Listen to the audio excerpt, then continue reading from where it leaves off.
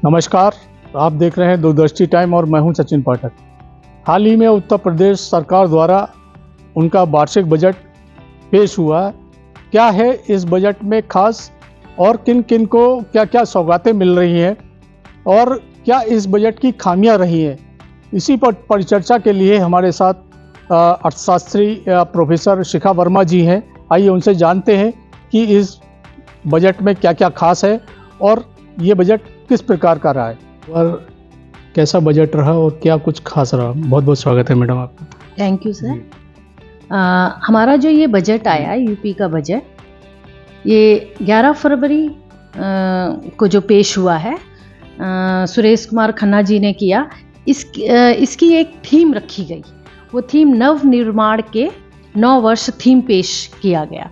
तो ये बजट आप ये कह लीजिए कि बहुत लोक लुभावन बजट तो रहा नहीं, जिस हिसाब से हम केंद्रीय बजट को भी कह रहे थे।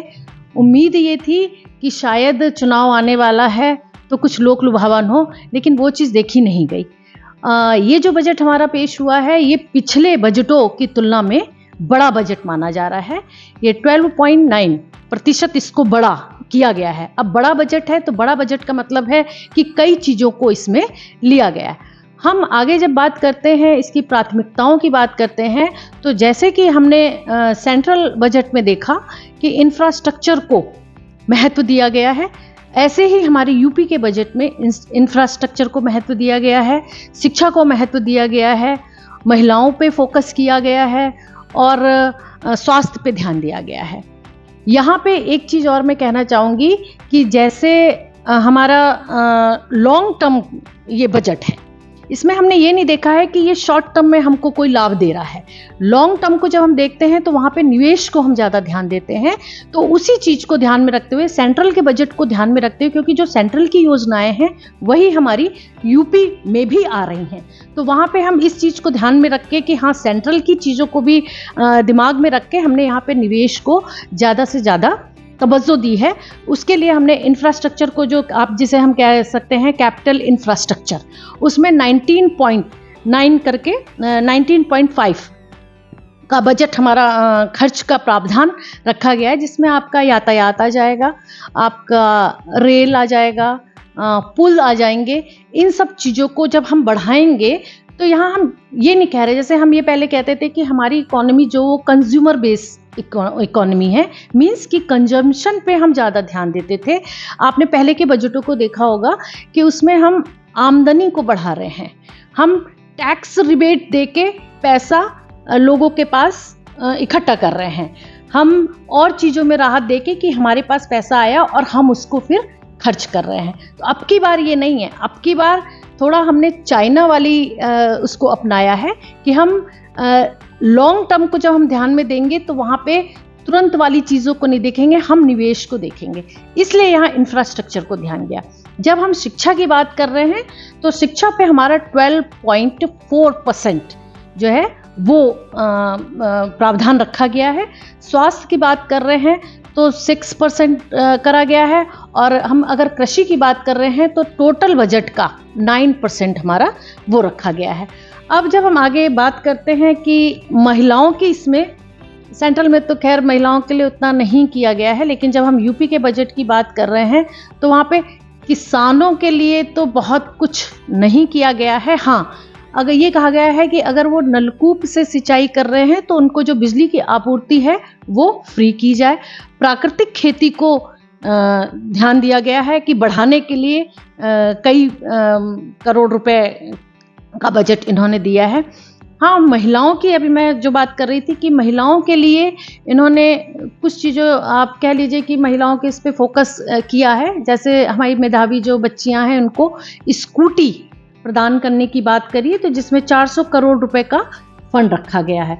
और जो हमारी निराश्रित महिलाएं हैं या जिन्हें हम कह लें विधवा हैं, दिव्यांग हैं, उनके लिए जो पहले 1000 भत्ता मिलता था, अब उसको 500 रुपये और बढ़ाकर 1500 रुपये हमारा भत्ता कर दिया गया है।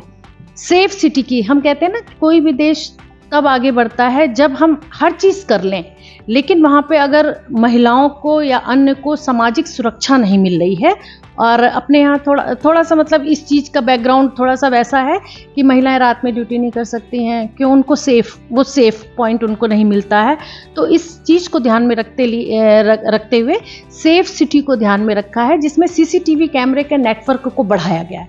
जैसे बसों में बढ़ा दिया है, पार्कों में इस चीज़ की वो की जाएगी, और रोमियो स्क्वाड जो है वो बढ़ाए गए हैं, जिससे छेड़छाड़ की जो चीज़ें हो रही हैं, एक डर जो व्याप्त होता है महिलाओं में कि हम अगर रात में जा रहे हैं, तो मैं ही हूँ, अगर कहीं जाना चाहती हूँ रात में तो थोड़ा सा एक टेरर दिमाग में रहता है। अगर हम पुलिस को देख ले रहे हैं या हम देख रहे हैं कि यहाँ पे व्यवस्था ठीक है, मैं जा सकती हूँ सुरक्षा की दृष्टि से, तो मैं वहाँ जाना प्रिफर करूँगी। तो यही चीज़ किया गया है। कारखानों में भी सेफ्टी को ध्यान में महिलाओं के लिए रखा गया है। वर्किंग वुमेन के लिए गवर्नमेंट हॉस्टल का ये बहुत ही अच्छा एक आप कह लीजिए बजट रखा गया है कि इसमें आप वर्किंग जो वुमेन है, जो दूसरे शहरों से आ रही हैं, गांव से आ रही हैं, उनके लिए गवर्नमेंट हॉस्टल, जिसमें कम पैसे में आराम से वो अपने को रख सकती हैं। आगे हम बात करते हैं जब मुख्यमंत्री सुमंगला योजना, वो जो पिछले उससे चल रही थी, वो भी आगे इसको बढ़ाया गया है। नेक्स्ट जब हम बात करते हैं युवाओं की, हम जब बात कर रहे हैं तो युवाओं में फ्री टैबलेट पहले से चल रहा है, उसी को हमने आगे बढ़ा दिया है। और एक चीज़ यहाँ नई ये जोड़ी गई है, मानसिक स्वास्थ्य और कल्याण को बहुत ध्यान दिया गया है। हम आजकल ये देख रहे हैं कि बच्चों में या जो हमारे युवा हैं, इनमें मानसिक तनाव बहुत हो रहा है, नौकरी ना मिलने का, पारिवारिक दबाव की वजह से।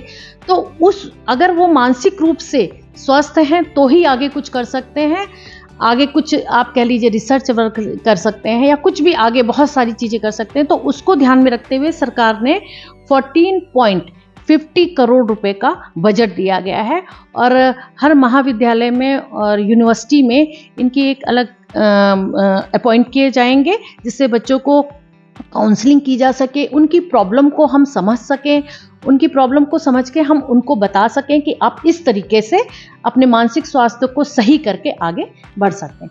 फिर हम बात करते हैं युवाओं की ही, हम जब बात करते हैं तो टेक युवा समर्थ युवा योजना, इसको बढ़ावा दिया गया है। केंद्र में जो AI को बढ़ावा दिया गया है, सेम वहीं से इस चीज को लेके यूपी में पहली बार AI मिशन की शुरुआत की गई है। अब AI के थ्रू ही आप, और टेक्निकल नॉलेज को बढ़ाया गया है, क्योंकि योगी जी ने इस बात को हमारे बजट में ये कहा कि अब वो पारंपरिक शिक्षा से रोजगार नहीं मिल सकता है, हमको टेक्निकल कुछ ना कुछ करना पड़ेगा, और AI के लिए आपको टेक्निकल नॉलेज गेन करनी है। तो उसके लिए कौशल विकास ट्रेनिंग देने का प्रावधान किया गया है, जिसमें 10 लाख युवाओं को रोजगार दिया जाएगा। तकनीक से जोड़कर रोजगार के अवसर प्रदान करने की बात करी है। मुख्यमंत्री युवा उद्यमी विकास के तहत बिना ब्याज के 5 लाख रुपए तक का युवा एक उठा सकता है लोन, और उस लोन के तहत अपने लघु उद्योगों को वो आगे कर सकता है। यहाँ पे स्टार्टअप वाली चीज़ को लिया जा रहा है कि आप अपना स्वावलंबी बनिए। तो युवाओं के लिए जब ब्याज फ्री हो जाएगा तो 5 लाख तक का लोन उठा के MSME को आगे बढ़ा सकते हैं। हम MSME की जो बात करते हैं, और मुख्यमंत्री शिक्षुता प्रोत्साहन योजना, उसके लिए योगी सरकार ने 40 करोड़ का प्रस्ताव रखा है। यहाँ पे एक चीज़ और किया गया है, जैसे पहले हमारे ही यूपी में एक जिला एक उत्पाद ये किया गया था, फिर एक जिला एक ब्लॉक एक उत्पाद किया गया था। अब की बार का जो इन्होंने किया है वो एक जिला एक व्यंजन, जहाँ जिस जिले में जो व्यंजन बहुत खास है उसको आगे बढ़ाया जाएगा, और उसमें ही बच्चों को या युवाओं को हमारे रोजगार दिया जाएगा। और उद्योग की अगर हम बात कर रहे हैं तो MSME, केंद्र में भी MSME को प्रोत्साहन दिया गया है, काफ़ी बजट उसका लाया गया है, प्रावधान किया गया है। यूपी में भी हमारा 10,000 करोड़ रुपए की घोषणा की गई है, जिसमें सरदार वल्लभ भाई पटेल एम्प्लॉयमेंट एंड इंडस्ट्रियल जो योजना है उसको ये नए तरीके से लाए हैं। पहले हम ये करते थे कि स्टेट डेटा अथॉरिटी और डेटा सेंटर क्लस्टर बनाने की योजना की, क्योंकि जब AI आएगा तो उसके लिए हमें डेटा सेंटर की ज़रूरत पड़ेगी। सेंट्रल में भी डेटा सेंटर की बात की गई है, वहाँ पे 0% टैक्स विदेशी उनको किया गया है। वो इसलिए किया गया है, जैसे हमारी मेटा है, एप्पल है, ये सब हमारी बाहर की जो चीज़ें हैं, इनको हटा के हम अपना करना चाह रहे हैं। लेकिन यहाँ एक चीज़ और ध्यान रखना चाहिए, मतलब हमें ये देखना पड़ेगा, ये चुनौती रहेगी एक हमारे लिए कि जो डेटा सेंटर बनेंगे उसमें बहुत सारे नेगेटिव चीज़ भी आएंगे। जैसे हमारी पॉपुलेशन यूपी की बहुत है, उसका जो प्रभाव पड़ेगा, जो निगेटिव इफेक्ट पड़ेगा, न्यूक्लियर्स वगैरह जो आएंगे, वो हमारे स्वास्थ्य को प्रभावित करेंगे। तो इस चीज़ को थोड़ा सा पॉल्यूशन के पॉइंट ऑफ व्यू से भी सरकार आगे हो सकता है, इस पे ध्यान दे। दूसरी चीज़, उद्योगों को अगर ध्यान में हम रख रहे हैं तो पहले पंजीकरण करना और लाइसेंसिंग व्यवस्था बड़ी ही जटिल होती थी। हजारों दस्तावेज उसमें, मतलब काफ़ी दस्तावेज उसमें लगाने पड़ते थे। लेकिन इस चीज़ को इस बजट में बहुत ही सरल किया गया है कि पंजीकरण की व्यवस्था आपके प्रोसेस वो सरल कर दी गई है, जिससे कोई भी किसी उद्योग में अपना स्टार्टअप करना चाह रहा है तो उसमें ज़्यादा दस्तावेजों की या ज़्यादा कठिनाई उसको ना हो। लाइसेंस की प्रक्रिया जो बहुत जटिल थी, उसको भी बहुत सरलीकरण किया गया है। नई चीज एक ऐड हुई है, लेबर अड्डे। लेबर अड्डे आप कह लीजिए एक तरीके से थे, हम लोग चौराहे में या कहीं जाते थे तो एक इस चौराहे को हम लेबर चौराहा कह देते थे। लेकिन अब जब सरकार की तरफ से बजट में लेबर अड्डे किए गए हैं तो वो एक बहुत अच्छी तरीके से उसको आगे प्रोसेस में लाया जाएगा, तो वो बहुत ही एक अच्छी चीज़ है लेबर क्लास के लिए। अब हम जब शिक्षा की बात कर रहे हैं तो फिर वही बात आती है कि एआई और शोध कोष के लिए 1,12,094 करोड़ रुपए खर्च करने का प्रावधान किया है, जिसमें 76% हम इसको मान के चल रहे हैं कि एआई को बहुत ज़्यादा आगे बढ़ाया जा रहा है। यहाँ पे इस चीज़ को फिर ध्यान रखना है कि जो एआई के हमारे पॉजिटिव रिजल्ट्स हैं तो उसके कुछ निगेटिव इफ़ेक्ट्स भी हम देख रहे हैं, तो सरकार को थोड़ा सा इस पे भी ध्यान देने की ज़रूरत पड़ेगी। 8वीं तक के बच्चों के लिए जो शिक्षा की हम जब बात कर रहे हैं तो उनको यूनिफॉर्म, मोजा, स्टेशनरी, इन सब जो पहले से चलता आ रहा है, इनको मुफ्त करने की बात की कि ये मुफ्त बच्चे अपना लेंगे। स्मार्ट स्कूल योजना को, जिसमें डिजिटल हमारा जो है ब्लैक बोर्ड रहेगा, स्मार्ट बोर्ड रहेगा, इसके लैब की स्थापना की व्यवस्था, क्योंकि एक और सेंट्रल में एक और योजना जो हमारी बच्चियों के लिए की गई, STEM, STEM, कि उसमें साइंस, टेक्नोलॉजी, इंजीनियरिंग, है ना, इस चीज़ में बच्चियों को ज़्यादा से ज़्यादा आगे बढ़ाया जाए। हम क्योंकि जो देख रहे हैं बच्चियाँ आर्ट्स की तरफ ज़्यादा भागती हैं, इस चीज़ में करके हम साइंस की तरफ बच्चों को लाके लड़कियों को आगे बढ़ा सकते हैं।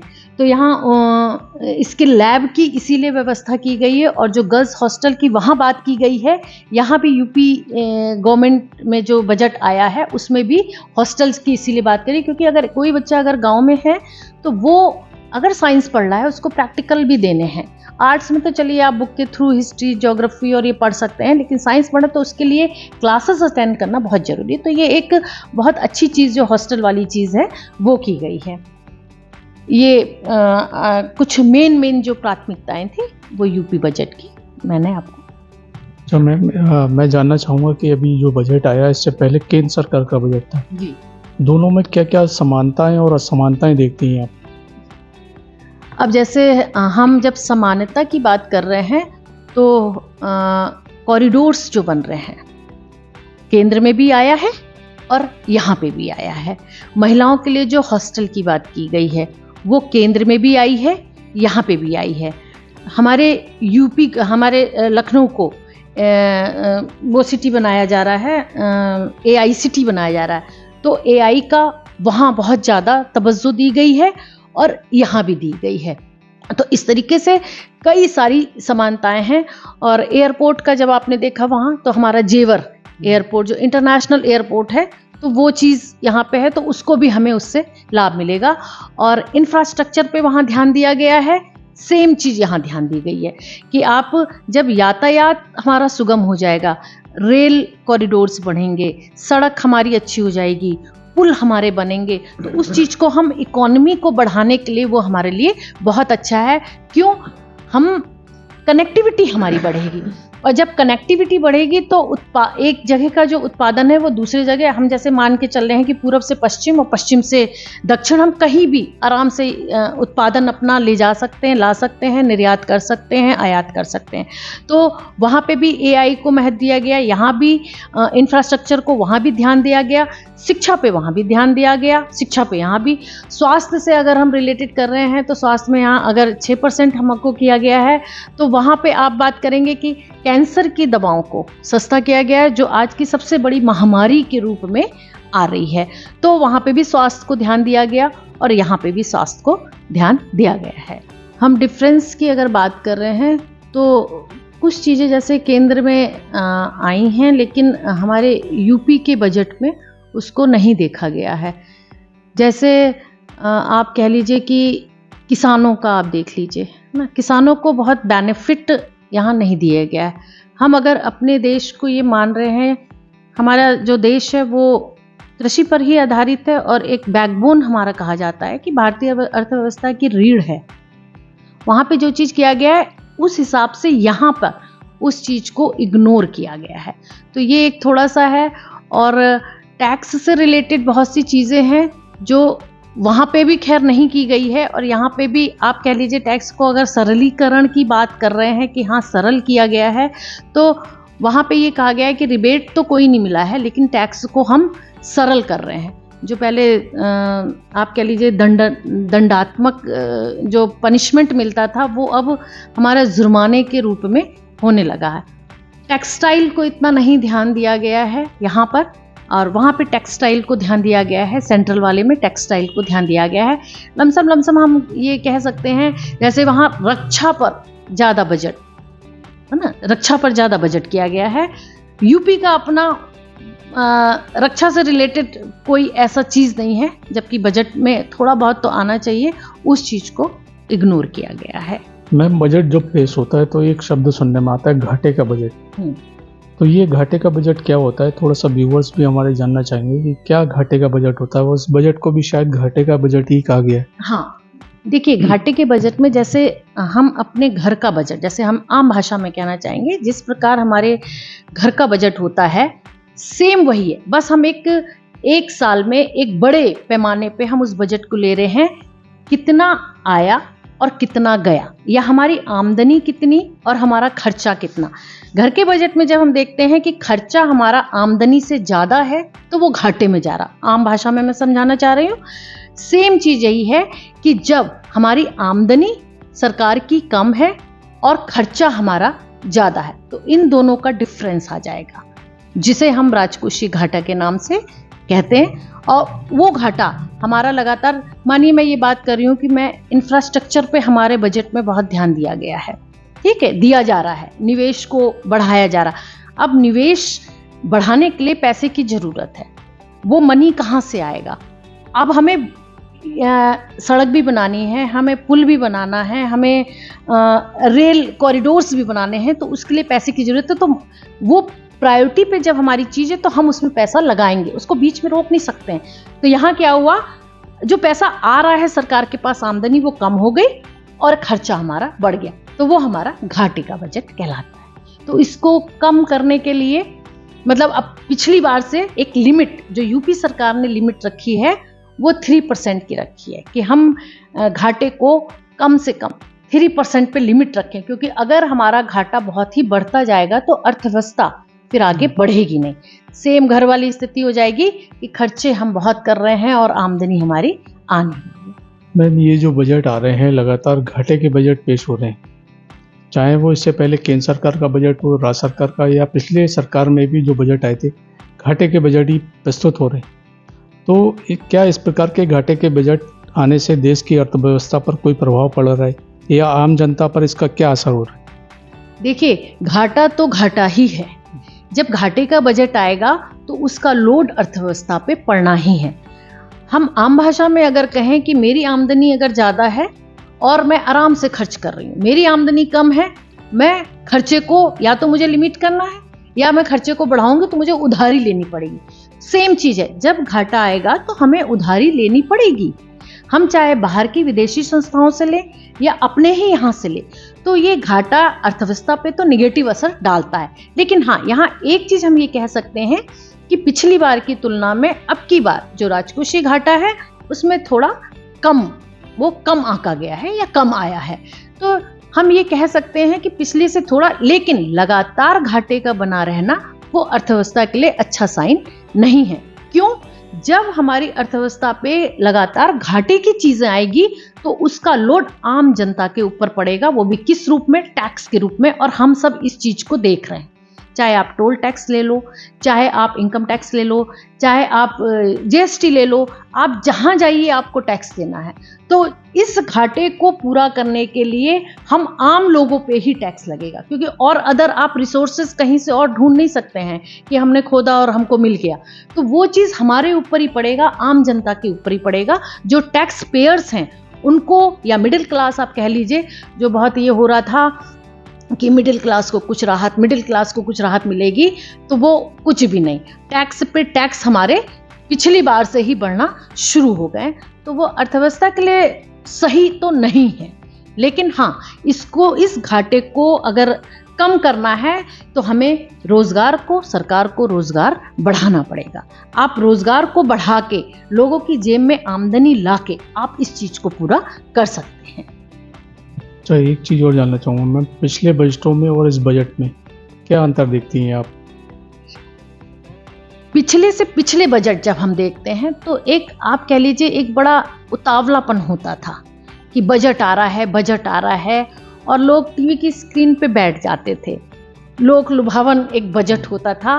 टैक्स पेयर सोचता था हमें कहीं रिबेट मिल रहा है, महिलाएं सोचती थी कहाँ पे क्या चीज़ कम हो रहा है, रसोई कहाँ पे हमारी सस्ती हो रही है, मिडिल क्लास आम जनता क्या क्या सामान हमारा सस्ता हो रहा है कि हम उसमें हमें अब हमारी आमदनी थोड़ी सी बच जाएगी। अब की बार और जो पिछली बार का ये बजट आया, इसे आप कह लीजिए जैसे आया और गया। लोगों को पता ही नहीं चला कि बजट आया भी है और बजट चला गया।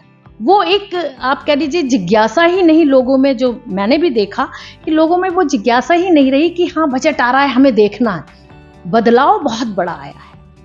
पहले मिडिल क्लास को खुश करना, या मिडिल क्लास जो सबसे बड़ा टैक्स पेयर्स है, आप कहते नहीं ना कि जो सबसे ज्यादा आपको आमदनी दे रहा है उसको ध्यान में रखना चाहिए। पहले के बजटों में उसको ध्यान में रखा जाता था, लेकिन पिछले बजट और अब की बजट में उनको एकदम दरकिनार कर दिया गया है। मिडिल क्लास वालों ने तो बजट देखा ही नहीं, और इस बजट को नाम दे दिया गया कि लॉन्ग टर्म का बजट है। लॉन्ग टर्म में आपको एआई के थ्रू नौकरी मिलेगी, तो अब एआई में आपको 4 साल पहले पढ़ना पड़ेगा। जो आज के बच्चे हैं, जो बेरोजगार हैं, जिनकी आयु सीमा निकल रही है, उनके लिए कुछ भी नहीं। तो ये एक क्वेश्चन मार्क है कि हमें, ठीक है, हम आगे की दीर्घकालीन की सोच के हम विदेशों से अपनी तुलना कर रहे हैं, लेकिन हमारा इंफ्रास्ट्रक्चर वो नहीं है। हमारे पास अगर बेरोजगारी आज के टाइम में अगर आप देखिए तो सबसे बड़ी जो समस्या है वो बेरोजगारी। हमें यहाँ पे इस चीज को ध्यान देना चाहिए था कि जो युवा हमारे हैं उनको भी हम शॉर्ट टर्म का लाभ थे। जैसे योगी जी ने कह दिया कि अब केवल सरकारी नौकरियों से ही काम नहीं होगा। युवा ये मत सोचें कि केवल सरकारी ही नौकरी मिले, आप प्राइवेट नौकरी की तरफ जाए। तो एआई के थ्रू टेक्निकल उससे हम जा रहे हैं प्राइवेट की तरफ, लेकिन युवा में अभी भी वही मेंटालिटी है एज ए सिक्योरिटी के पॉइंट ऑफ व्यू से, कि हमें सरकारी नौकरी में सिक्योरिटी मिल रही है कि अगर कुछ भी हो जाए 2 रोटी सुबह शाम की मुझे मिलनी है। और उस, आप कह लीजिए कि 12 घंटे 15 घंटे वाला एकदम गधे की तरह काम वाली चीज़ें नहीं है। और अगर आप 5 दिन बीमार पड़ रहे हैं तो आपको नौकरी से निकाल दिया जा रहा है। तो यहाँ पे इस चीज़ को थोड़ा सा ध्यान में रखना चाहिए। और अब की के बजट को कहा गया बड़ा अनुशासन वाला बजट था, ये एक बहुत बड़ा, पिछली बार से बजट का एक बहुत बड़ा बदलाव आया है, जो हम आम लोगों के लिए, आप कह लीजिए, खुश करने वाला नहीं। ये उनके लिए है जो बहुत दीर्घकालीन सोच रहे हैं, ठीक है, पूंजीपतियों के लिए है, लेकिन एक मिडिल क्लास या आप आम जनता की बात कर रहे हैं, हमारे देश में पूंजीपति वर्ग उतने नहीं है, हमारे देश में मिडिल क्लास ज़्यादा है। तो थोड़ा सा सरकार को इस चीज़ को दिमाग में रख के बजट को लाना चाहिए, चाहे वो केंद्र का हो और चाहे वो यूपी का। दोनों बजटों में समानता देखी गई है। आप कह लो जो चीज़ केंद्र में रहा वही चीज़ यूपी में भी रहा। यूपी में भी कोई लोक लुभावन योजनाएं नहीं दी गई हैं। जो पिछली योजनाएं थी उन्हीं को आगे बढ़ाया गया है या थोड़ा बहुत उसको आगे कर लिया गया। तो ना युवा वर्ग, हम लोग तो युवा वर्ग से ज़्यादा संपर्क में रहते हैं, तो युवा वर्ग तो खुश नहीं है कि उनका ये कहना है कि जो हम ओवर एज हो रहे हैं हमारे लिए कुछ तो कर दिया जाता। जो ठीक है, जो बच्चे अभी 18 साल के हैं वो 5 साल अपना AI के थ्रू, टेक्निकल उसके थ्रू करके वो आगे अपनी नौकरी पा सकते हैं, लेकिन जो अभी पारंपरिक शिक्षा जो प्राप्त कर रहे हैं उनके लिए कुछ नहीं है। तो इस चीज़ पे थोड़ा सा ध्यान देना चाहिए। बजट को लेकर उदासीनता की बात की थी अभी आपने, तो इस उदासीनता का मतलब अब क्या प्रभाव पड़ेगा? आप किस दृष्टि से इसको देखती हैं? उदासीनता का मतलब ही हुआ कि एक मन में कोई उमंग ना होना। जब कोई चीज़ की हम उम्मीद करते हैं और उस उम्मीद में सामने वाला खरा नहीं उतर रहा है तो अपने आप ही मोरल डाउन हो जाता है। तो यहाँ पे वही चीज़ हुआ है।